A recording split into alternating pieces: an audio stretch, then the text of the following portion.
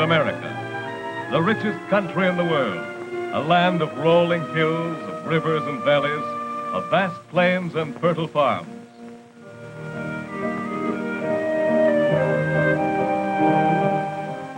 Its wealth is produced by millions of men and women who go out each day to their work in factory and field, in shop and office. They produce the things we Americans eat and wear, and the houses we live in. They make the goods, operate the services, build the many institutions that make up the American way of life.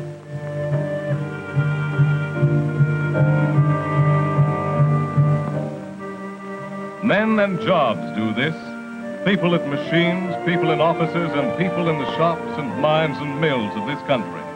Men and jobs are the essential basis of our modern America. Important at all times, but never more important than now, when men, machines, and natural resources are being harnessed in a mighty effort to produce the materials for defense of this country and its way of life.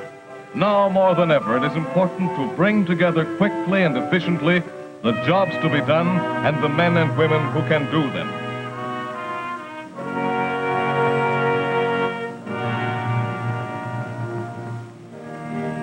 This vital responsibility is the task of the United States Employment Service of the Social Security Board, a part of the Federal Security Agency headed by Paul V. McNutt, Administrator. Of the Employment Service, Mr. McNutt says, "For 7 years, our Employment Service has been helping men find the jobs they can do and helping business and agriculture find the workers they need. The Employment Service knows American industry and American workers. Because it has this knowledge and experience, it has now been called to the front line of the national defense effort. The President has designated the United States Employment Service a defense agency and has entrusted it with the responsibility of mobilizing the nation's manpower for defense work. It is our task to locate for the government and for private defense industries the men and women who can make the ships, the guns, the tanks, the planes, and thousands of other kinds of material and equipment needed to protect this country."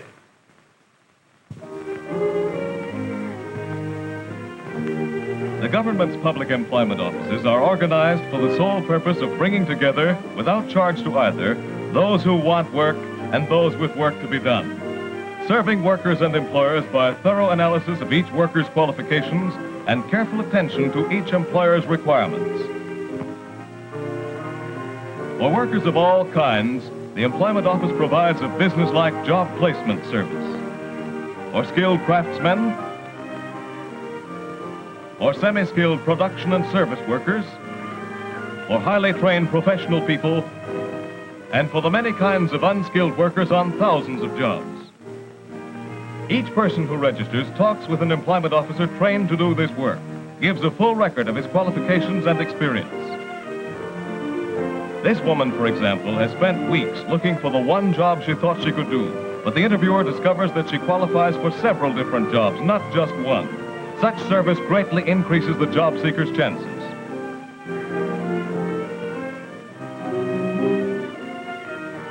Beginners like this need more than routine help in finding work. Their problem is what kind of work, what kind of training, where to get it. Junior placement counselors in many offices help young people find the answers to these questions.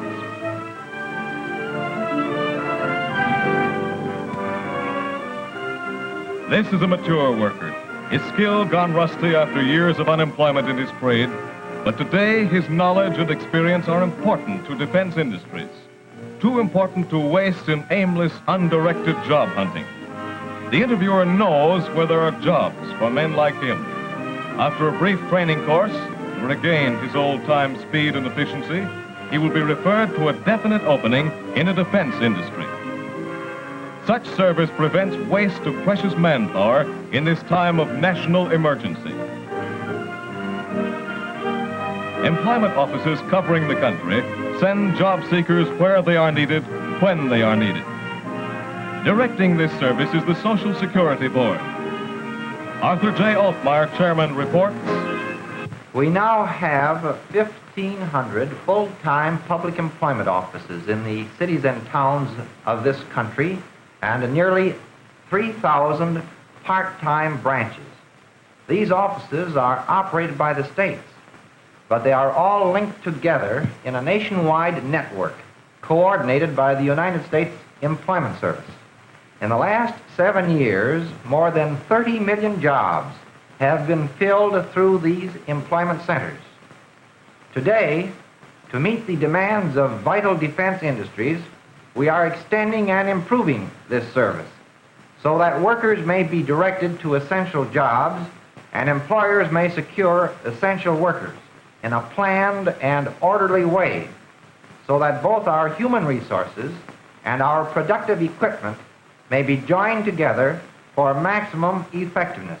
The employment service is for every employer in every industry, from the huge factory to the owner-run machine shop employing one helper, from the luxury hotel serving hundreds of guests, employing chefs, waiters, bellboys, chambermaids, doormen, to the small rooming house or private housewife seeking one maid of all work, and from the great department store with its large staff of salespeople, buyers, bookkeepers, stock clerks, and other employees, to the small neighborhood shopkeeper who needs a little extra help or a general assistance.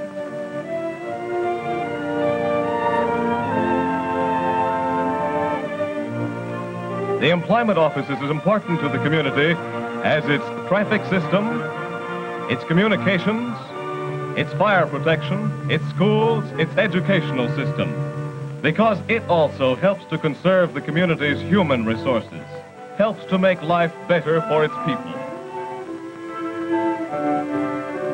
In cities and towns throughout the nation, the employment service is the key to available jobs, the key to available workers, bringing both together, serving the community by matching its people with its work. Men and their jobs have built our country, our homes, our institutions, and now they must produce the things necessary to protect this heritage.